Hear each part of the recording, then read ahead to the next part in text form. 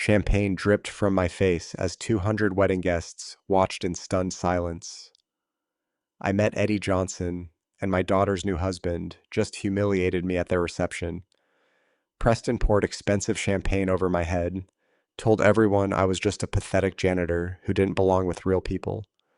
What he didn't know, I'd been secretly paying his medical school bills for 4 years.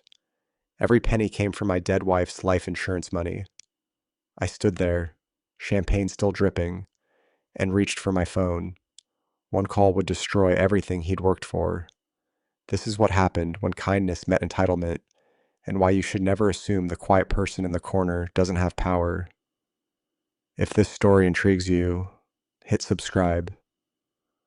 I'd love to know where you're watching from. And trust me, you won't believe how this ends because sometimes the person you underestimate the most is holding all the cards. The trouble started the moment I walked into Riverside Country Club. $15,000 they paid for this venue. I know because Sarah showed me the contract, worried about the cost. I told her not to worry, that her happiness was worth everything. What I didn't tell her was that $15,000 represented exactly 1 month of scholarship payments I'd been making to ensure her future husband became a doctor. The valet looked at my car, a 2018 Honda Civic with 140,000 miles, like I'd driven up in a garbage truck. "Sir, are you here for the Johnson-Hayes wedding?" His tone suggested I might be lost. "I'm the bride's father." His face went red. "Oh, I'm so sorry, Mr. Johnson. Right this way, inside." The coat check girl held my jacket like it might contaminate her fingers. $29 at Target, and I was proud of it. Clean, pressed, appropriate. But next to the groomsmen's $3,000 Armani tuxedos, I might as well have worn overalls. Preston's father, doctor. Hayes Sr. approached with that practiced smile doctors use before delivering bad news. "Eddie, so glad you could make it." His handshake was firm, calculated to assert dominance. "You must be so proud. Medical school residency at Johns Hopkins. Preston's really made something of himself." "He sure has," I said quietly. "What doctor?" Hayes didn't know was that I'd been watching Preston's progress through quarterly scholarship reports. GPA 3.88, clinical performance exemplary, character assessment pending. The groomsmen clustered nearby, comparing watches and talking about golf handicaps. One of them, a pharmaceutical sales rep named Bradley, stage whispered loud enough for me to hear, "Can you believe Sarah's dad is a janitor at a children's hospital? No less. Preston must really love her." Another groomsman snorted, "Love doesn't pay for country club memberships." I felt my jaw tighten, but I stayed calm. Margaret always said, "You judge a man's character not by how he treats his equals, but by how he treats those he thinks are beneath him." Preston himself swept over all smiles and charm in his Italian silk bow tie. At 28, he carried himself with the confidence of someone who'd never faced real consequences for his actions. Eddie looking sharp, his eyes took in my target suit with barely concealed amusement. Sarah's getting ready upstairs. She's nervous, but excited. She should be biggest day of her life. Absolutely. Though I have to ask. Preston's voice dropped to a conspiratorial whisper. "Did you need help with a better suit? I mean, for the photos and everything. I could have my tailor. This suit is fine." Preston. Of course, I just meant, well, image matters in medicine. People judge you before you even speak. First impressions and all that. The irony wasn't lost on me. Here was a man whose entire medical education was funded by the very person he was subtly insulting. 4 years of tuition, books, housing, clinical fees, $320,847 in total assistance. Not that he knew. Sarah appeared at the top of the staircase in her grandmother's wedding dress, and for a moment, everyone fell silent. She looked exactly like Margaret on our wedding day 27 years ago. Same radiant smile, same way of lighting up a room. But as I watched Preston's face, I saw something that made my stomach turn. Pride, yes. Love, possibly. But also calculation. The way he positioned himself for photos. The practiced way he accepted congratulations from guests. Everything felt performative. She's beautiful, I said. The most beautiful woman in the room. Preston agreed, then, lowering his voice, and after tonight, she'll be Mrs.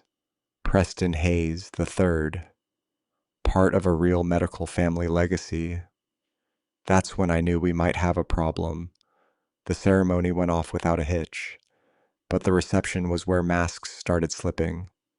I sat at table 12, the family table, supposedly. Though I noticed Dr. Hayes, Sr., had positioned himself as far from me as possible while still maintaining the appearance of inclusion. Sarah had insisted I sit with family, not realizing that to Preston's relatives, I wasn't really family at all. During cocktail hour, I overheard Preston's aunt speaking to her husband near the bar. I still can't believe she's marrying him. Preston, I mean, lovely girl. But her background, she gestured vaguely in my direction. Hospital janitor. What will people say at the club? Preston knows what he's doing. Her husband replied, pretty girl, and she'll be grateful. Those types always are. Those types. I gripped my champagne flute a little tighter.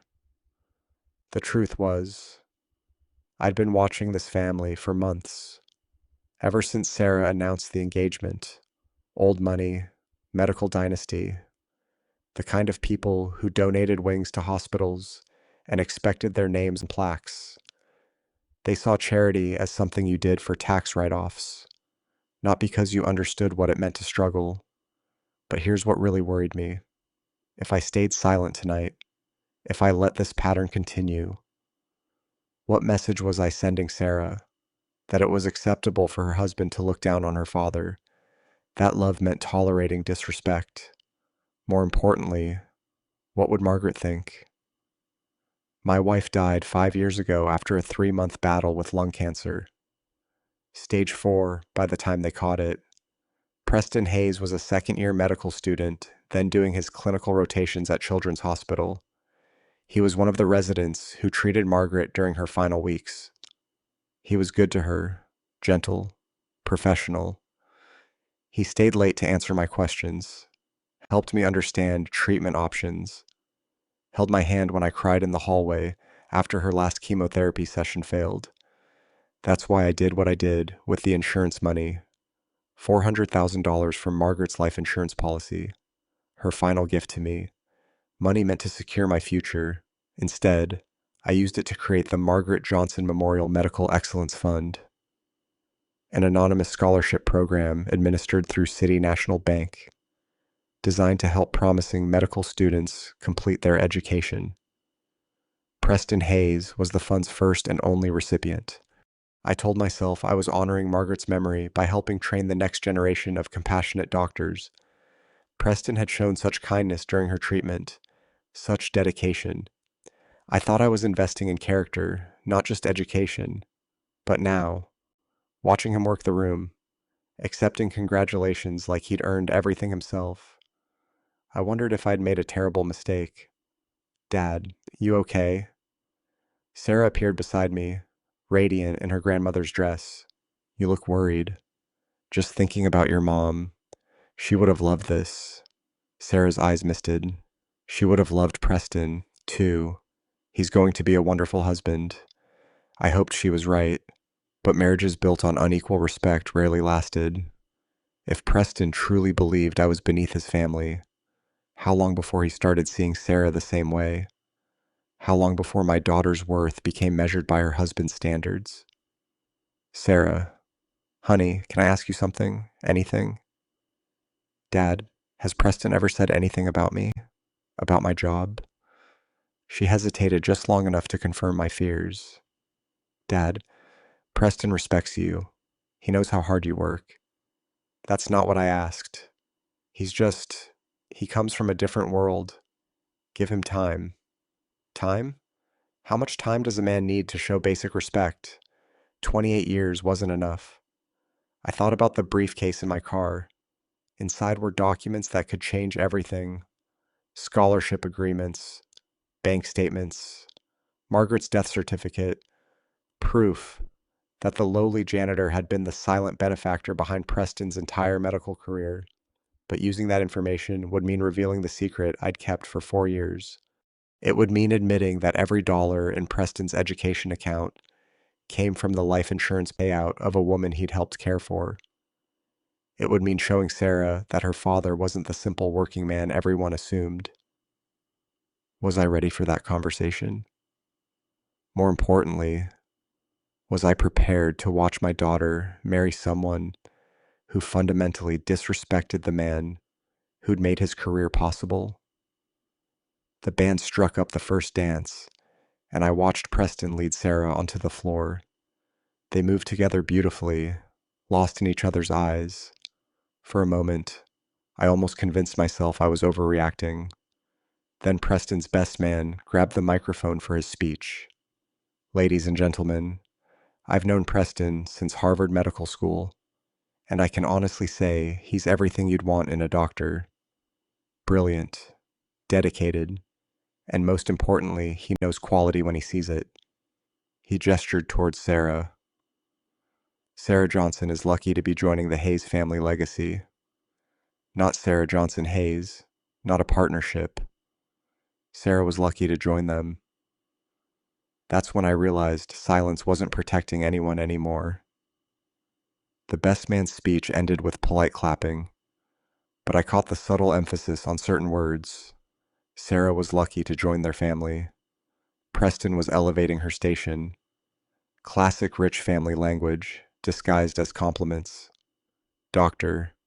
Hayes, Sr., approached our table during the salad course, wine glass in hand and confidence radiating from every gesture.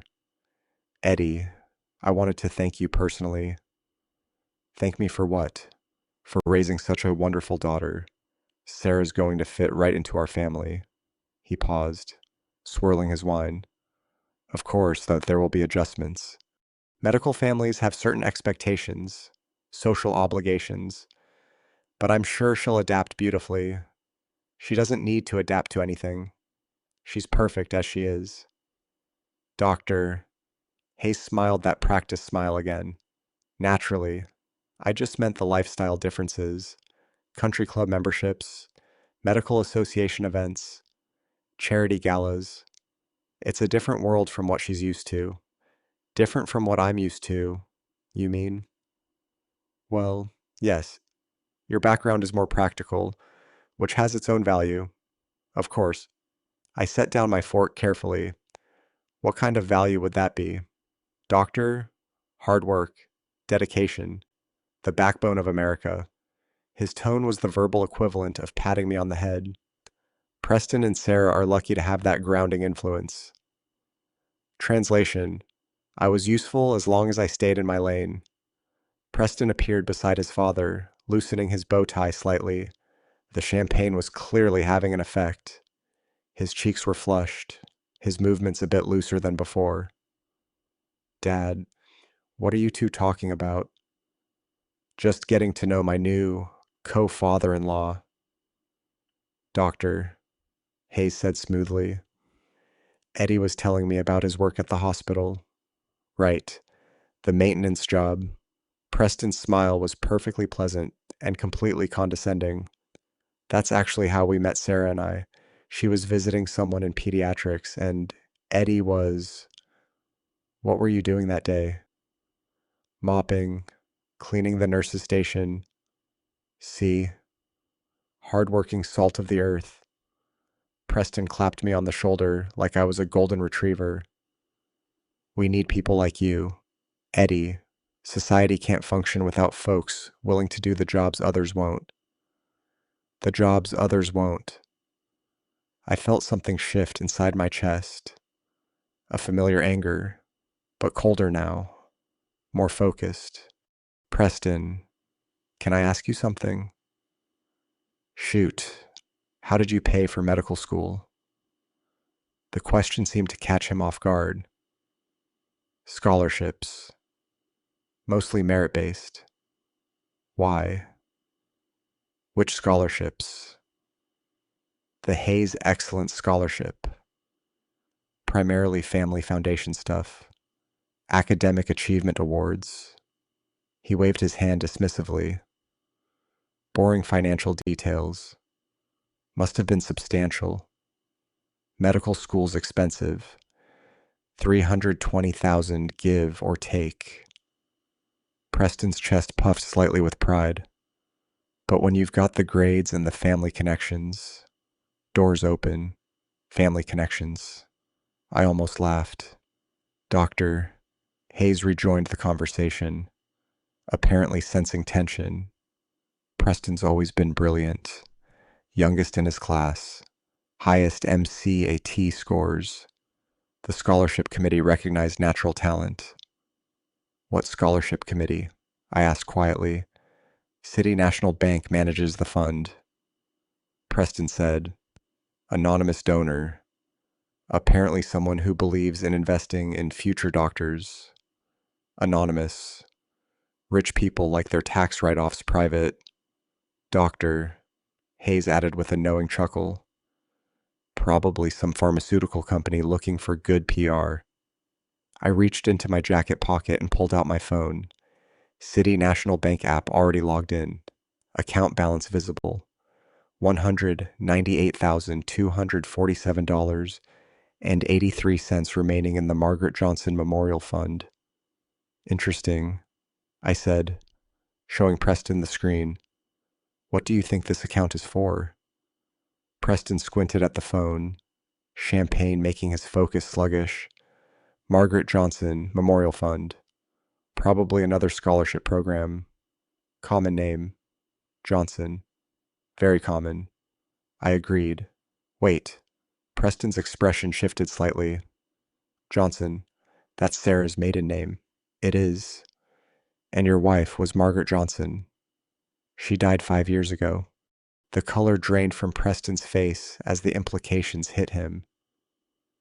Doctor. Hayes leaned in, trying to see the phone screen. I don't understand.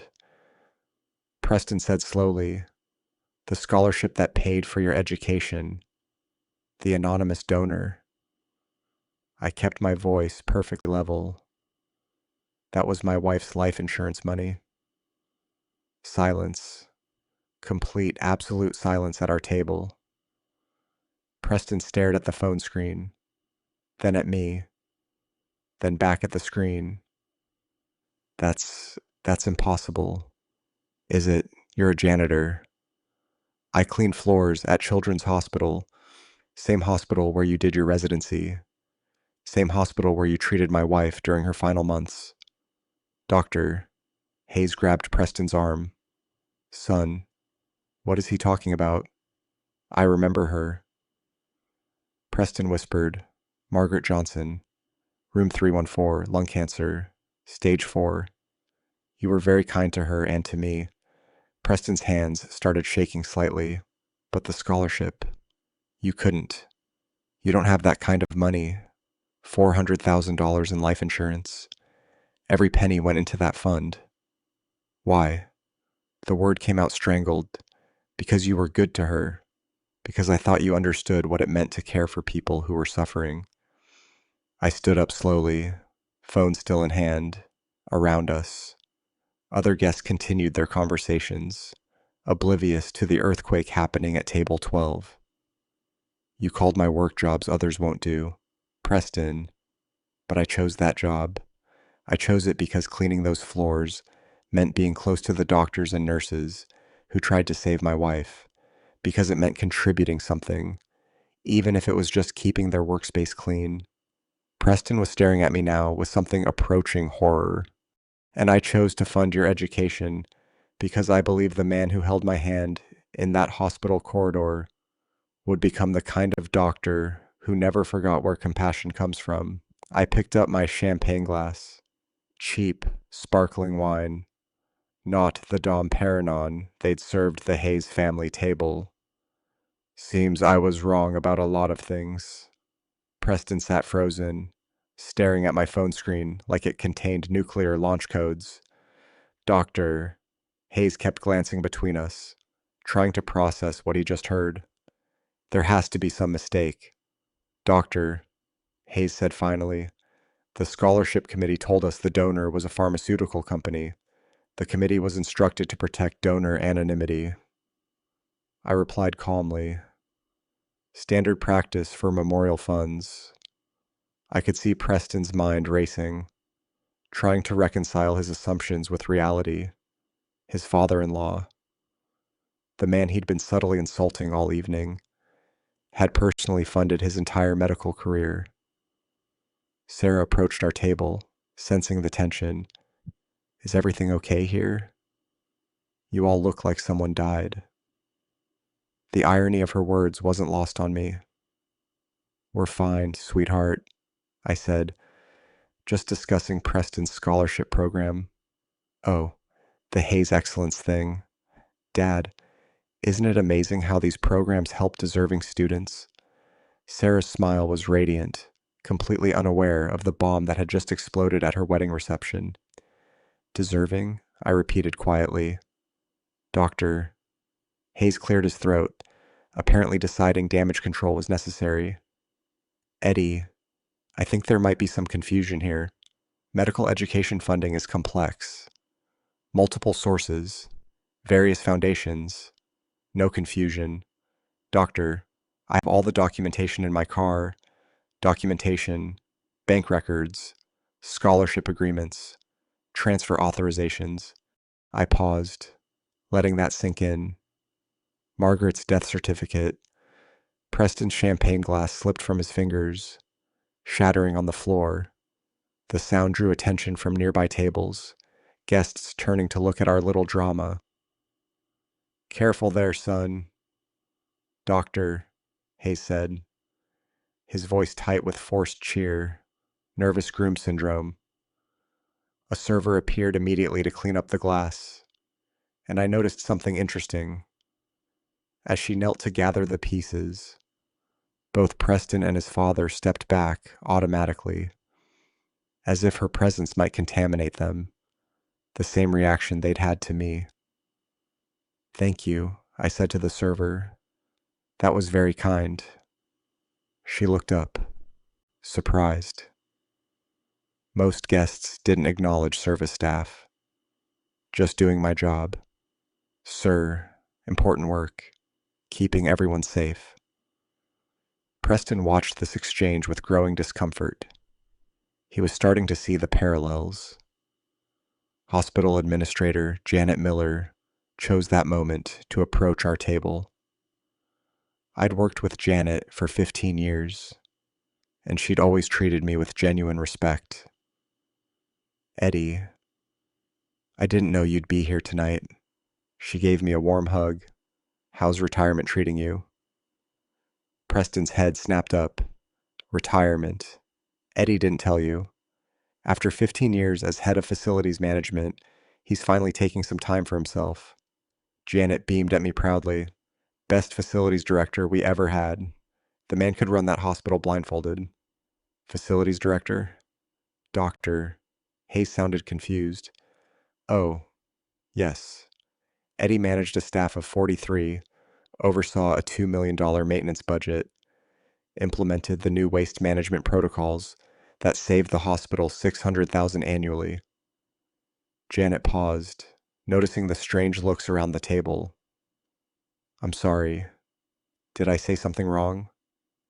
No, I said quietly. They just assumed I was a janitor. The truth was more complicated. I had started as a night janitor 15 years ago, working my way up through determination and competence. But somewhere along the way, people stopped seeing the progression. They saw a man in work clothes and made assumptions. Even Preston, who'd worked in that hospital for 2 years, had never bothered to learn my actual title. Well, Janet continued, retirement suits you, though we miss having someone who actually cared about the place. She lowered her voice conspiratorially. Between you and me, the new guy couldn't organize a 2-car parade. After Janet left, our table fell into uncomfortable silence. Preston stared at his hands, processing the revelation that his assumptions about my capabilities had been as wrong as his assumptions about my financial situation. Facilities director, doctor, Hayes murmured, $2 million budget. Still just hospital work, I said evenly. Still the kind of job you think is beneath your family. Preston finally looked up, his face pale. Eddie, I didn't mean. What didn't you mean? Preston? I didn't know. You didn't know because you didn't ask. You saw what you wanted to see. Sarah was looking confused now, sensing undercurrents she couldn't identify. What's going on here? Why does everyone look so serious? I checked my watch. 7:30 p.m. The evening was still young, just getting to know each other better. Sweetheart. The DJ announced it was time for the father-daughter dance, and Sarah's face lit up with pure joy. She grabbed my hand, pulling me toward the dance floor as the opening notes of My Girl began to play, the same song Margaret and I had danced to at our own wedding. As we swayed together, I could feel the weight of 200 pairs of eyes watching us. Sarah looked radiant, completely happy, unaware that her new husband had spent the evening systematically insulting the man who'd made his career possible. Dad, this is perfect, she whispered. Mom would have loved this song. She would have loved seeing you this happy.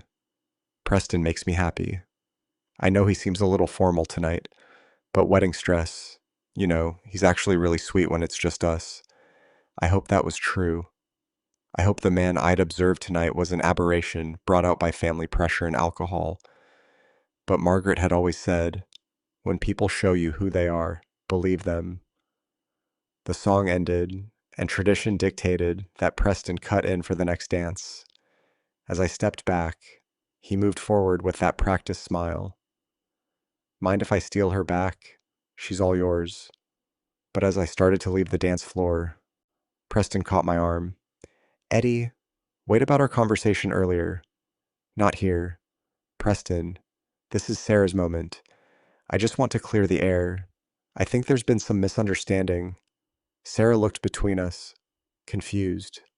What misunderstanding? Other guests had gathered around the dance floor's edge, watching the newlyweds with champagne glasses raised. Preston's groomsmen clustered nearby, along with both sets of parents and various relatives. A perfect audience. Preston, please, I said quietly. Let's talk later. No, I think this needs to be addressed now. Preston's voice carried that slight slur of someone who'd been drinking steadily for 3 hours. There seems to be some confusion about my scholarship funding. My blood ran cold. He was going to do this here in front of everyone. Preston, I warned. Eddie claims he funded my medical education through some memorial scholarship. Preston's voice got louder, drawing more attention, which is obviously impossible. Sarah's face went white. What are you talking about? Doctor. Hayes stepped forward, clearly sensing disaster. Son, maybe we should. No. Dad, this is important. Preston turned to address the gathered crowd. Ladies and gentlemen, I want to clear up a misunderstanding. My father-in-law has been telling people he paid for my medical school, which is frankly ridiculous. Gasps rippled through the crowd. Sarah looked mortified. Preston, stop, she pleaded. I earned my scholarship through academic merit, not charity from a janitor. The word came out like a slur. I appreciate Eddie's contributions to society, but let's be realistic about who belongs where. The crowd was dead silent now. Even the band had stopped playing. I felt something break inside me. Not snap. That would have been violent. This was more like ice finally giving way under too much pressure. Preston, I said, my voice carrying clearly across the silent room. You should stop talking now. Why? Because the truth is uncomfortable. Preston was fully committed now, his inhibitions dissolved by alcohol and adrenaline. Look, Eddie, I respect what you do. Society needs people willing to clean up after others, but don't pretend you're something you're not. He grabbed a fresh champagne flute from a passing server's tray. Dom Perrin, the expensive stuff reserved for toasts. This is Dom Perignon, 2014, he announced to the crowd. $280 a bottle. This reception cost more than most people make in a month. The Hayes family has been supporting medical education for 3 generations. He held the glass high, champagne bubbling golden in the ballroom lights. So, let's be honest about who really belongs at this level of society. That's when he did it. Preston Hayes III, Harvard-educated doctor, devoted son-in-law, poured an entire glass of $280 champagne over my head. The liquid was cold, shocking, running down my face and soaking into my $29 Target suit. 200 wedding guests stood in absolute silence, watching champagne drip from my nose onto the polished marble floor. You don't belong here, Preston said clearly, his voice carrying to every corner of the ballroom. You never did. Sarah made a sound like she'd been physically struck. Several guests gasped audibly. Doctor. Hayes looked like he wanted to disappear into the floor. I stood there, champagne dripping, feeling the weight of every stare in the room. Some faces showed shock, others embarrassment. A few showed the cruel satisfaction of witnessing someone else's humiliation. But I didn't move, didn't react, didn't give Preston or his family the satisfaction of seeing me lose control. Instead, I reached into my jacket pocket and pulled out my phone. The screen was slightly wet, but functional. Preston, I said quietly, my voice somehow carrying despite the whisper-level volume. You mentioned my scholarship claim was impossible. Completely ridiculous. I held up the phone, showing the City National Bank app. Account balance clearly visible. $198,247.83. Margaret Johnson, Memorial Medical Excellence Fund, managed by City National Bank. Established May 15th, 2019, with a $400,000 initial deposit from Colonial Life Insurance Company. Preston's confident smile started to waver. Scholarship recipient Preston Hayes III. Total disbursements to date $320,847. The crowd pressed closer, trying to see the phone screen. Someone near the back called out, "What's he showing?" I touched another app icon. A PDF document opened. Official scholarship paperwork with City National letterhead.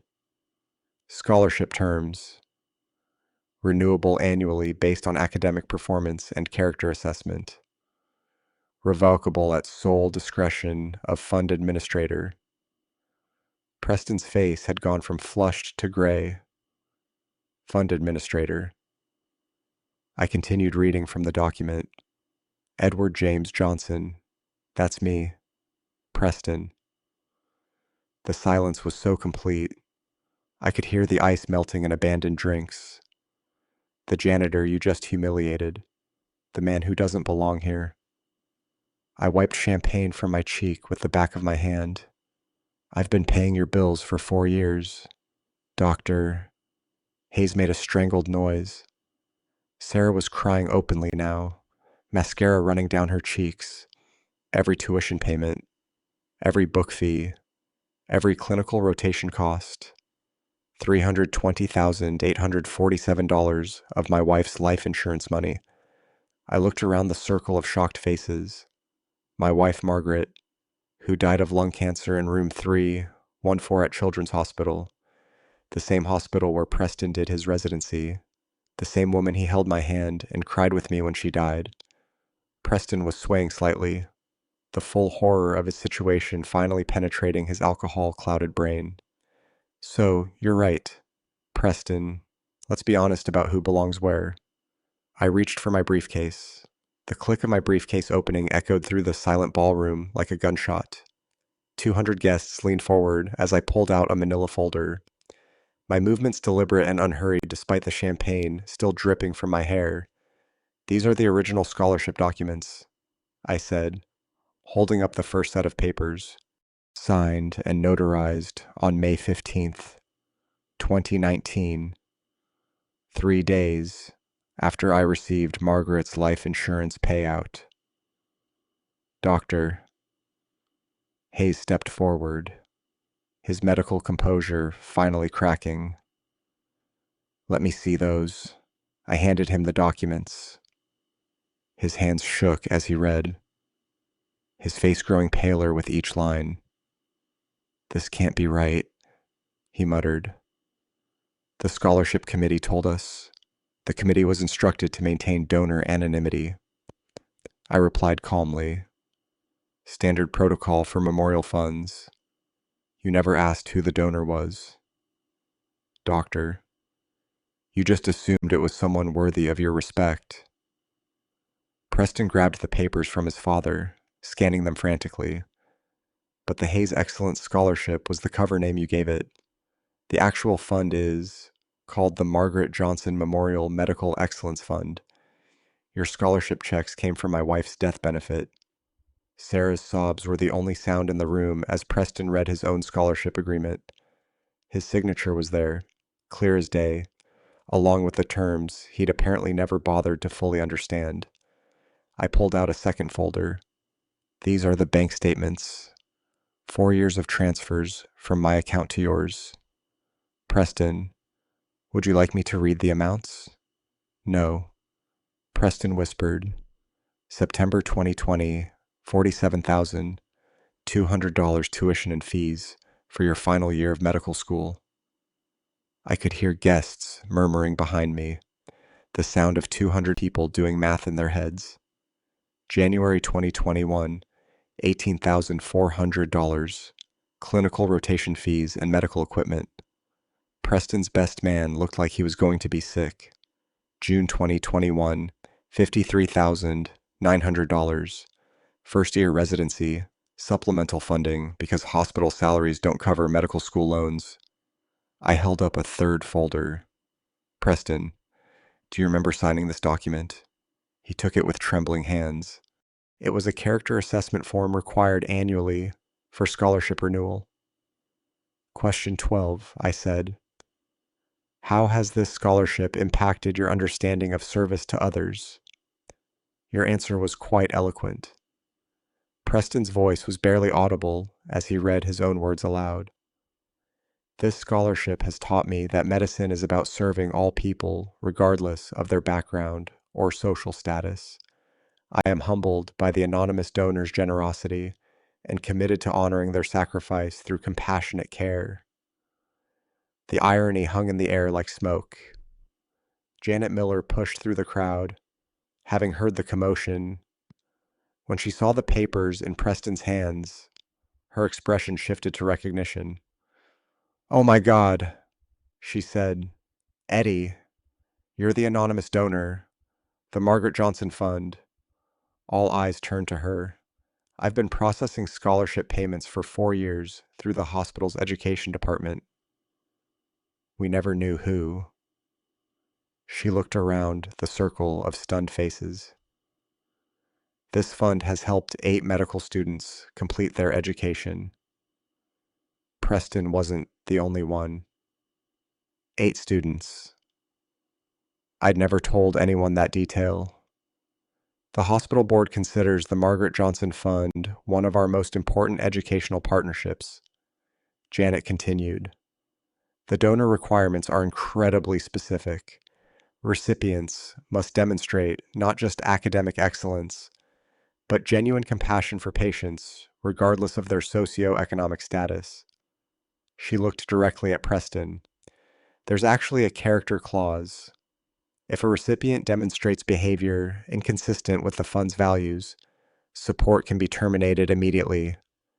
Doctor, Hayes grabbed my arm, his composure completely shattered. Eddie, please. There's been a misunderstanding. Preston doesn't normally what? Show his true character. I pulled out my phone again, this time opening my call log. I have the direct number for Marcus Thompson, the scholarship administrator at City National Bank. Would you like me to call him? What would you tell him? Preston asked, his voice hollow. That the recipient just demonstrated a fundamental lack of character by publicly humiliating his benefactor at a family gathering. The crowd pressed closer.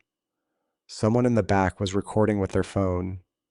Eddie, you can't be serious. Doctor, Hayes pleaded. Preston's residency, his career. His career was built on my wife's death benefit, money we saved for our retirement, which became scholarship funding when cancer took her from me. I opened another app on my phone, the bank's loan management system. Preston's student loan account appeared on screen, showing his current balance. $320,847 in deferred payments. I read aloud, deferred because of scholarship coverage. If that coverage ends, the full amount becomes immediately payable. Preston's knees buckled slightly. Immediately? Standard loan terms. Preston, you signed that agreement. 2. Sarah finally found her voice through her tears. Dad, please don't do this here. Sweetheart, I didn't choose the time or place. Your husband did that when he decided to pour champagne on my head. Doctor, Hayes was frantically trying to process the financial implications. $320,000 due immediately, plus accrued interest, plus penalty fees for early termination. I consulted my phone again. Current total obligation, $343,200. The number hit the crowd like a physical blow. Several guests gasped audibly. Preston's pharmaceutical rep friend pushed forward. Eddie, be reasonable. Preston made a mistake, but ending his career over one bad moment. One bad moment. I looked around the circle of faces. This wasn't a momentary lapse. This was character revealing itself under pressure. I pulled out the final folder, the one I'd hoped never to use. Margaret's medical records from Children's Hospital. 3 months of treatment, 74 days total. Guess which medical resident was assigned to her case during weeks 6 through 12. Preston's face went completely white. Room 314, oncology wing. You held her hand during chemotherapy. You explained her treatment options. You cried with me in the hallway when Dr. Martinez told us there was nothing more they could do. My voice remained steady, but I could feel the emotion underneath. You were kind to her. Preston, professional, compassionate. That's why I established this scholarship. Because I believed the man who comforted a dying woman and her grieving husband understood what medicine was really about. I held up Margaret's death certificate, dated March 15th, 2019. She died on a Tuesday, liver failure secondary to cancer. Her last words were about how grateful she was for the care she'd received, how proud she was of the young doctors who'd treated her with such continued dignity. The ballroom was so quiet I could hear the air conditioning humming overhead. 3 months later, I took her life insurance money meant to secure my future, and created a scholarship program because I wanted to honor her memory, by helping train more doctors like the one who'd been so kind to us. Preston was crying now, mascara stray tears mixing with champagne residue on his cheeks. Eddie, I remember her. She was, she was so brave. She was, and she believed in you. I closed the final folder and placed it back in my briefcase. But the man who poured champagne on his benefactor's head, the man who told 200 people that I don't belong in civilized society, that's not the doctor.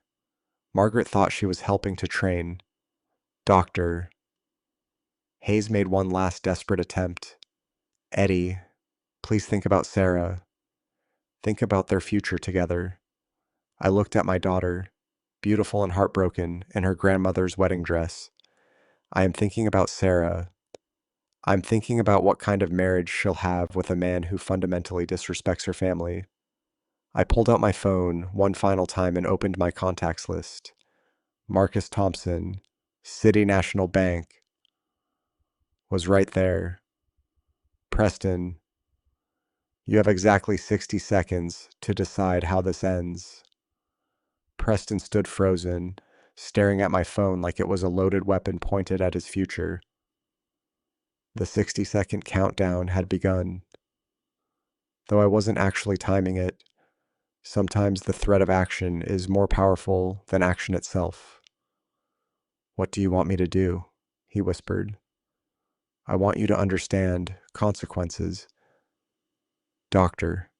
Hayes stepped forward, his medical training kicking in despite the crisis. Eddie, let's discuss this rationally. Preston made a mistake.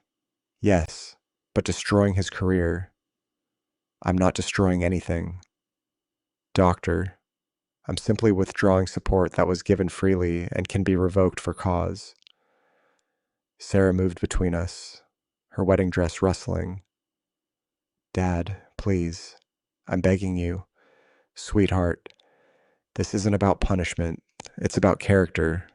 Preston's character. Everyone's character, including mine.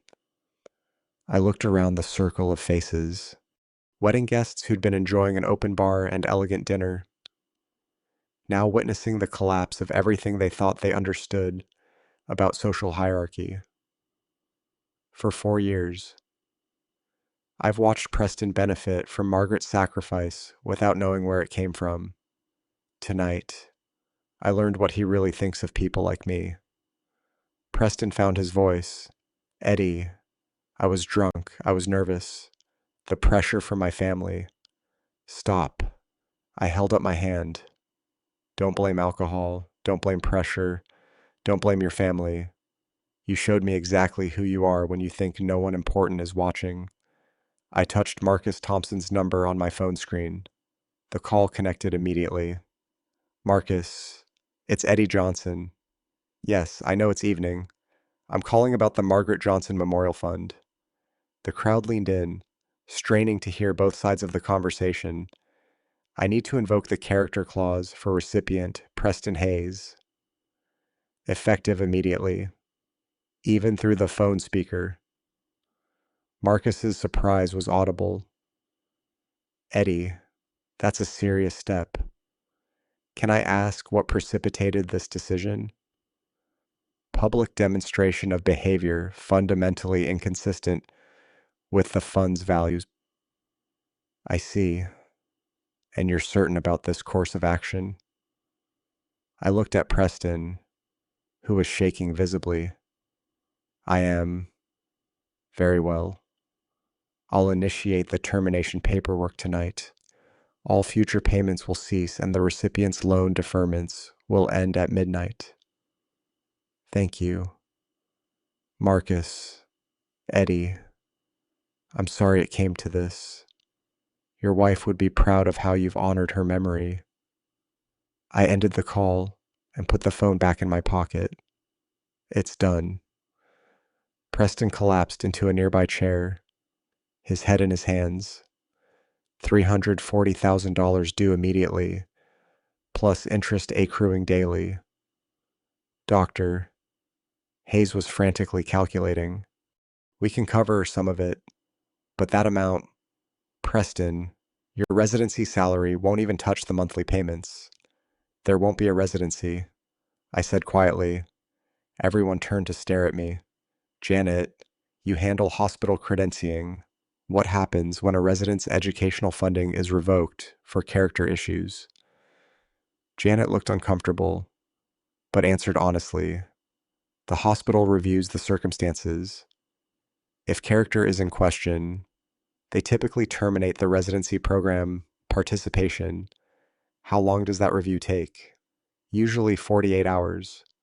Preston's best man grabbed his arm. They can't just fire you over a loan issue. This isn't a loan issue, Janet corrected. This is a character assessment issue. Hospitals can't risk residents who demonstrate poor judgment or unprofessional behavior. I opened my briefcase again and pulled out a business card. Preston, this is Dr.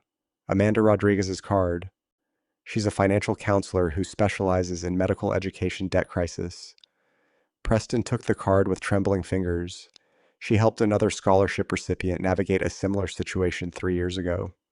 Another recipient, student number 4, demonstrated similar character issues during his pediatric rotation, spoke dismissively about patients, families based on their socioeconomic status. The crowd was silent, processing this revelation. What happened to him? Doctor, Hayes asked. He found work in medical research, lower pay than clinical practice, but steady income. It took him 7 years to pay off his loans, but he managed. Preston looked up, hope flickering in his eyes. 7 years? If he lives very, very carefully. No country club memberships, no expensive cars, no $280 champagne. The irony of referencing the champagne currently drying in my hair wasn't lost on anyone. Sarah sat down heavily in a chair beside Preston. What does this mean for us?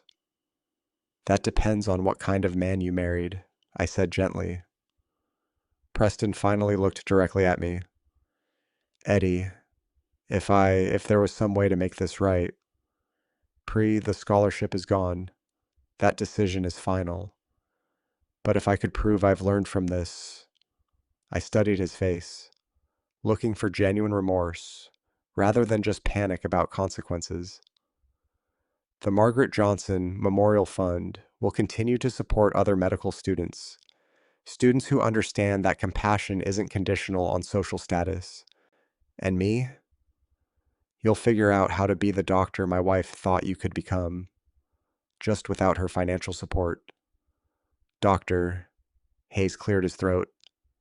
Eddie, I want to apologize for my family's behavior tonight. Your apology isn't necessary. Doctor, your son's choices are his own. I closed my briefcase and stood up, champagne finally done dripping from my suit. Sarah, sweetheart, I love you. That will never change regardless of who you choose to build your life with. She stood and hugged me fiercely, her wedding dress staining with Dom Perignon residue. I love you too, Dad. I looked at Preston one final time. The man who comforted my dying wife is still in there somewhere. Find him. Then I walked toward the exit, leaving behind 200 silent wedding guests and one very expensive lesson about respect. The phone call started before I even reached my car. Dr. Rodriguez, the financial counselor, called first. Eddie, I just heard from Marcus Thompson. Another scholarship revocation. Character clause violation. Same pattern as the pediatric resident. Worse, public humiliation of the benefactor. She sighed. I'll reach out to the family tomorrow. Emergency financial counseling session. They'll need it. Janet Miller called next. Eddie, I have to ask. Are you certain about this decision? Preston's residency review is automatic now. I'm certain. The hospital board will want details. Tell them to call me Monday morning. I have documentation. This is going to create quite a stir in the medical community. Good. Maybe other scholarship recipients will think twice about their behavior. The third call came from someone unexpected. Dr. Martinez, the oncologist who treated Margaret. Eddie, I just heard through the hospital grapevine. Is it true you've been funding medical education scholarships? It is in Margaret's name. Yes, she would be proud, but also heartbroken about tonight. She would have been disappointed in Preston's behavior and proud of your response, measured but firm. By Sunday morning, the story had spread through social media. Someone at the wedding had recorded the scholarship revelation, and the video was trending on 3 platforms. Wedding groom humiliates father-in-law, discovers he's been paying his medical school bills, had been viewed 2.3 million times. The comments were overwhelmingly supportive. This is why you treat everyone with respect. Imagine pouring champagne on the man who funded your entire career. The quiet dignity of this father is everything. But there were also critics. Destroying someone's career over wedding drama seems excessive. Rich people games with poor people consequences. Both sides were wrong here. I didn't engage with any of it. Social media validation wasn't the point. Monday brought more serious consequences. Preston's residency was officially suspended pending investigation. The hospital's decision was swift and unambiguous. Character issues could not be overlooked in medical training. Dr. Hayes Sr. called that afternoon. Eddie, I need to ask, is there any possibility of reversing this decision? None. Preston is seeing a counselor. He's genuinely remorseful. I'm sure he is. $340,000 in debt tends to inspire reflection. He wants to apologize personally. I don't need his apology. Sarah does. That gave me pause. How is she handling this? Not well. She's staying with us temporarily. And Preston moved back into his childhood bedroom. He's applying for research positions. But his reputation has taken a hit. Reputations can be rebuilt. Can they? The story is everywhere. Eddie, medical journals are writing about it. Ethics professors are using it as a case study. The case study angle hadn't occurred to me. Within a week, 3 medical schools had contacted me about speaking to their students about professional ethics and gratitude. The Margaret Johnson Memorial Scholarship incident became required reading in several medical ethics courses. More importantly, other scholarship recipients began reaching out. Students I'd helped without ever meeting them, wanting to express gratitude they'd never known they owed. Dr. Lisa Chen, the fund's second recipient, called from her pediatric oncology fellowship. Mr. Johnson, I had no idea the scholarship came from someone who understood loss so personally. Your grades and character earned that scholarship. Doctor, but your wife's sacrifice made it possible. I just wanted you to know, I think about that every time I treat a child with cancer. That's exactly what Margaret would have wanted. The ripple effects continued expanding. City National Bank reported a 340% increase in Memorial Scholarship Fund inquiries. Apparently, my story had inspired other families to create similar programs. Preston, meanwhile, found work at a pharmaceutical research company. The pay was 60% less than his projected residency salary, but it was honest work. Dr. Rodriguez helped him negotiate a 15-year payment plan for his loans. Sarah filed for separation 6 weeks after the wedding, not because of the financial consequences, but because of what those consequences had revealed about her husband's character. I can't stop thinking about that moment. She told me during one of our coffee meetings, the look on his face when he poured that champagne, that wasn't stress or alcohol. That was who he really is when he thinks he has power over someone. And now he's learning what it feels like to be powerless. Maybe that's not entirely a bad thing. 3 months later, Preston requested a meeting, not to ask for reinstatement. He understood that door was permanently closed, but to share something he'd learned. The research lab where I work, developing treatments for pediatric cancers. I think about your wife every day, Eddie, about how she trusted me to care for her and how I forgot what that meant. It wasn't redemption, but it was a beginning. 6 months after the wedding, I established new protocols for the Margaret Johnson Memorial Fund. Every scholarship recipient now receives a detailed history of the fund's origin. They know about Margaret's cancer battle. They know about the insurance money that could have secured a janitor's retirement, but instead secured their education. They know that their benefactor works night shifts and drives a Honda Civic and shops at Target, and they know that none of those facts make him worth less than anyone else. The character assessment process is now more rigorous. Recipients must complete annual community service requirements, working with underserved populations. They must demonstrate through actions rather than essays that they understand medicine as service rather than status.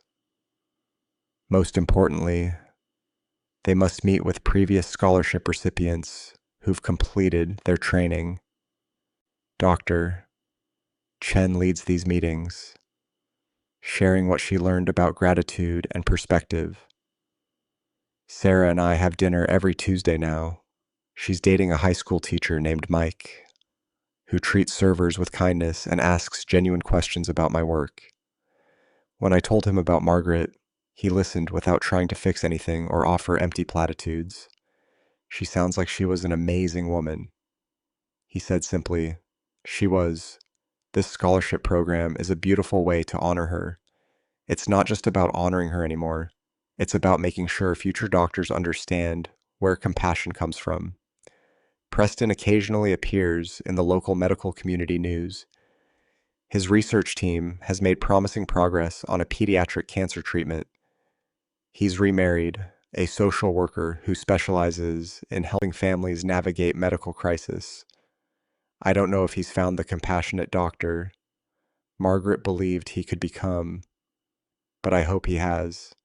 The wedding venue, Riverside Country Club, sent me a bill for champagne-stained marble. Apparently, Dom Perignon leaves marks that require professional restoration. I paid it without complaint. Some lessons are worth the cost. The most recent scholarship recipient is a young woman named Maria Santos, first in her family to attend college, working 2 jobs to support her education. When she met me to receive her award, she cried, "Mr. Johnson, why would you do this for a stranger?" Because my wife believed every patient deserves a doctor who remembers what struggle feels like. I'll never forget that. Make sure you don't. If you're watching this story, wherever you are in the world, remember, respect isn't earned through titles or bank accounts. It's given freely or it's not respect at all. Subscribe if this resonated with you and let me know where you're watching from, because everyone deserves to be seen for who they really are.